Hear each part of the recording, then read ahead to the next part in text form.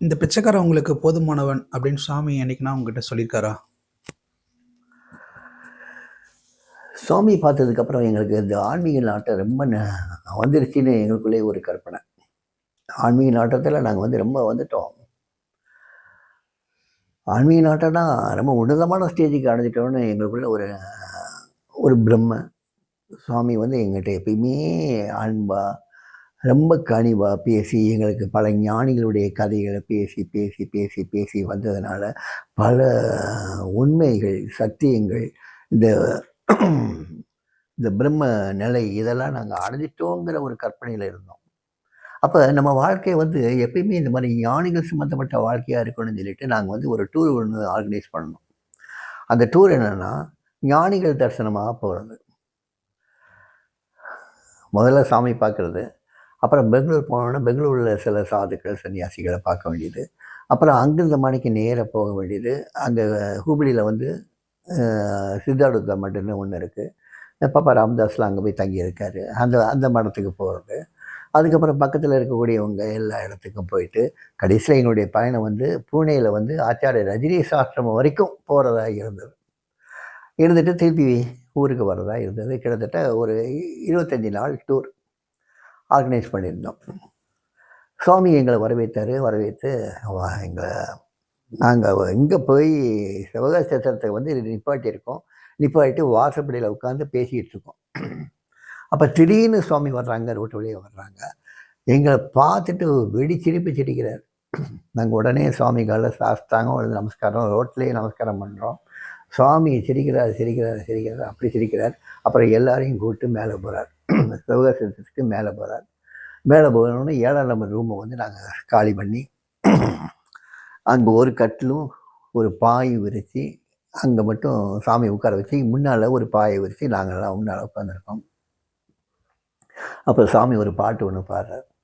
அந்த பாட்டுக்கு அர்த்தம் சொல்கிறாரு. யசோதா சொல்கிற மாதிரி, அவள் தோழிகிட்ட சொல்கிற மாதிரி, உனக்கு தெரியுமா, கிருஷ்ணன் இப்போ என்னை அம்மானு கூப்பிட்றான், நந்தனை அப்பான்னு கூப்பிட்றான், பலராமனை அண்ணான்னு கூப்பிட்றான், என் பையன் பேச ஆரம்பிச்சிட்டான், தெரியுமா உனக்கு? இதுதான் அவர் பாடின ஹிந்தி பாட்டினுடைய அர்த்தம். இதை சாமி சொல்கிறாங்க. அதை இங்கிலீஷில் சொல்கிறாங்க. கேட்ட உடனே எங்களுக்கெல்லாம் ஒரே உலகாயுதான் அடைஞ்சிட்டோம் நாங்கள்.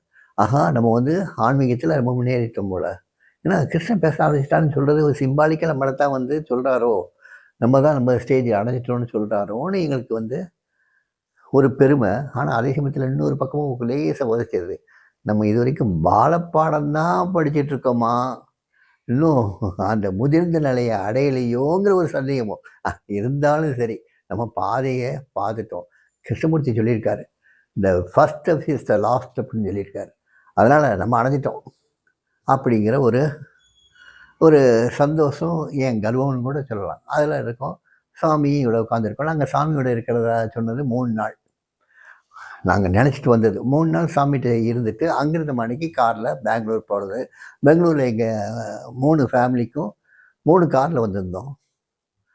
அங்கே போய் காரை பெங்களூரில் விட்டுட்டு, அங்கேருந்து ஒரு வேனை எடுத்துகிட்டு, ஒரே வேனை எடுத்துகிட்டு போகிறதா பிளான். இங்கே 3 நாள் கடந்தது. 3 நாள் ஒரே பேச்சு, இரவு பகலாக. பகலெல்லாம் பார்த்திங்கன்னா, பெண்கள் அவங்கள பாட சொல்லி கேட்குறது எல்லாம் நடக்கும். நாங்கள் குழந்தைகள்லாம் நாங்கள் பார்த்துக்குவோம். இரவுன்னா நாங்கள் சுவாமி எங்கள்கிட்ட பேசிகிட்டே இருப்பார். சாமி தூங்குறதே கிடையாது. இப்படி 3 நாள் ஆச்சு, 4 நாள் ஆச்சு, 5 நாள் ஆச்சு, 6 நாள் ஆச்சு. அவங்களுக்கு ஃபோன் பண்ணி சொல்லி கொஞ்ச நாள் ஆகும், வேனெல்லாம் நிப்பாட்டி வைங்க, ரிட்டைன் பண்ணி வைங்கன்னு சொல்லியாச்சு. ஆனால் இங்கேருந்து சாமி அனுப்புகிற மாதிரியே வித்தியாசம் இல்லை. சாமிகிட்ட இந்த ப்ரோக்ராம் பற்றி நாங்கள் ஏற்கனவே லெட்டர் எழுதிட்டோம், இந்த மாதிரி போகிறோன்னு. சாமிக்கும் தெரியும், தெரிஞ்சும் எங்களை அனுப்பலை. கடைசியில் ஒரு 6 நாள் 7 நாள் கழித்ததுக்கப்புறம், சாமி அந்த வண்டி பெங்களூர் வண்டியை கேன்சல் பண்ணிடலாமா சாமி அப்படின்னு சொல்லி கேட்கும்போது, கேன்சல் பண்ணிடலாம், எதுக்கு நீங்கள் போகணுன்னு நினைச்சீங்க? இல்லை சாமி, நாங்கள் எல்லா ஞானிகளையும் பார்த்துட்டு போகலான்னு நினச்சோம் சாமி. My father chase this beggar is enough for you people. எங்கள் அப்பா சொல்கிறாரு, இந்த பிச்சைக்காரன் உங்களுக்கு போதுமானவன் சொல்கிறாரு, நீங்கள் வேறு எங்கேயும் அப்பா தேடி அலைய வேண்டாம், இங்கே மட்டும் வந்தால் போதும். Beggar is enough for you அப்படின்னு சொன்ன உடனே தான் எங்களுக்கு வந்து ஒரு திருப்தியே வந்தது. நம்ம இனிமேல் அலைய வேண்டிய அவசியம் இல்லை. பாடத்தை கற்றுக்கிட்டோன்னு சொல்லிட்டாரு. இனிமேல் நமக்கு பாடமே எடுக்க போகிறாரு. அதனால் சுவாமி என்ன சொல்கிறாங்களோ அதுதான். வேறு சாதுக்களையோ சன்னியாசிகளையோ ஞானிகளையோ தேடி எந்த ஆசிரமத்துக்கு போக வேண்டாம், எங்கேயும் போக வேண்டாம்னு முடிவெடுத்தோம். அதுக்கப்புறம் சாமியோட இன்னொரு 10-15 நாள் இருந்தோம். இருந்ததுக்கப்புறம் சாமி வந்து விடை கொடுத்து அனுப்பிச்சார். அதில் எங்கள் கூட வந்த ஒரு லேடி வந்து என்ன சொன்னாங்க, நான் எல்லா இடத்துக்கும் அவங்க சாமி அப்போ தான் பார்க்குறாங்க. எல்லா இடத்துக்கும் கூட்டு போவீங்கன்னு சொல்லிட்டு நான் வாட்டில் வீட்டை சொல்லிட்டு வந்துட்டேன். நீங்கள் நானும் இங்கேயே இருந்துட்டீங்க, நானும் ஊருக்கு போகிறேன், நீங்கள் இருந்துட்டு வாங்கன்னு சொன்ன உடனே இதை சாமிகிட்ட போய் சொன்ன உடனே அந்த டிவோட்டி என்ன சொன்னார், சாமி எங்களோட வந்தவங்க அவங்க ஊருக்கு போகணுன்னு நினைக்கிறாங்க, அப்போ நாங்கள் எல்லாருமே ஊருக்கு போயிடுறோம் சாமி, எந்த ஊருக்கு போகணுங்கிற மட்டும் நீங்கள் சொல்லுங்கள் அப்படின்னு சொன்ன உடனே சாமி வந்து நீங்கள் நேராக இங்கேருந்து மதுரைக்கு போங்க, மதுரையில் ராதிகா வீட்டில் கொஞ்சம் ரிலாக்ஸ் பண்ணிக்கோங்க, அங்கேருந்து மணிக்கு கொடைக்கானல் போங்க, கொடைக்கானலில் ஒரு வாரம் இருங்க, அதுக்கப்புறம் யூ டிஸ்பர்ஸ் அவங்கவுங்க ஊருக்கு போயிடுங்கன்னு சொல்லி அனுப்பிச்சி வச்சார். சரின்ட்டு புறப்பட்டோம். ராத்திரி ஜேர்னி 3 காரு. எங்கள் காரெலாம் வந்து நாங்கள் வந்து திருப்பி அனுப்பிச்சிட்டோம். 3 காரு டாக்ஸி எடுத்துகிட்டு போனோம். அதில் வந்து பார்த்திங்கன்னா அந்த ஒரு டாக்ஸி பயங்கர ரிப்பேர், மதுரை வரைக்கும் போயிடுச்சு, மதுரை அவுட்ஸ்கர்ட் வரைக்கும் வந்துடுச்சு. அதுக்கப்புறம் நாங்கள் ராதிகா வீட்டுக்கு போனோம்.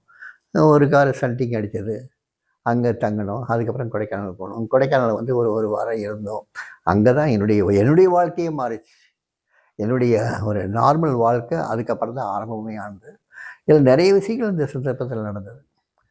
ஆனால் பாடம் தான் கற்றுட்ருக்கோன்னு தெரிஞ்சதும், சுவாமி போதும் எங்களுக்குன்னு சொன்னதும் அப்படி ஒரு சந்தோஷத்தையும் கொடுத்தது, நம்பிக்கையும் கொடுத்தது. ஸோ இந்த சந்தர்ப்பம் ரொம்ப நல்ல சந்தர்ப்பம். எங்களுக்கு வந்து சாமி தன்னை அடையாளம் காட்டுறது, உங்களுக்காகவே நான் வந்திருக்கேன்னு சொல்கிறது. அதனால் சாமியை பார்த்தவங்க, சாமியை தன் குருன்னு கொண்டவங்க வேறு யார்கிட்டையும் போய் எனக்கு அது வேணும், அருள் வேணும், இது வேணும் கேட்க வேண்டாமே. கொடுக்கறதா உங்களுக்கு வந்து உறுதிமொழி கொடுத்ததுக்கப்புறம் இன்னொருத்தர் எதுக்கு உங்களுக்கு? அப்போ இவர் மேலே நம்பிக்கை இல்லைன்னு ஆகிடும்ல. சாமி சொன்னதுக்கு நம்பிக்கை, சாமி சொன்னதில்ல நம்பிக்கை இல்லைன்னு ஆகிடுதில்ல. அப்படி தயவுசெய்து பண்ணாதீங்க.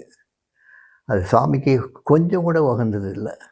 சாமியை நல்லா சிக்கனை பிடிச்சிக்கோங்க. ஏன்னா நீங்கள் பிடிக்கிறத விட சாமி உங்களை சிக்கனை பிடிச்சிருக்காருன்னு உங்களுக்கே தெரியும். அதை விடுபட்டு நீங்கள் வெளியேங்கி போனீங்க, வரக்கூடிய கஷ்டங்கள் இப்படி அப்படி இருக்காது, நிறைய கஷ்டப்படுவீங்க. அதை தவிர்க்கிறதுக்கு சாமியை மட்டும் பிடிங்க. சாமியுடைய பக்தர்கள், சாமியை ஏற்றுக்கிட்ட பக்தர்கள். அதனால் அலையாதீங்க. Don't wander here and there. Beggar is enough for you people. இந்த வார்த்தையை நல்லா ஞாபகம் வச்சுக்கோங்க.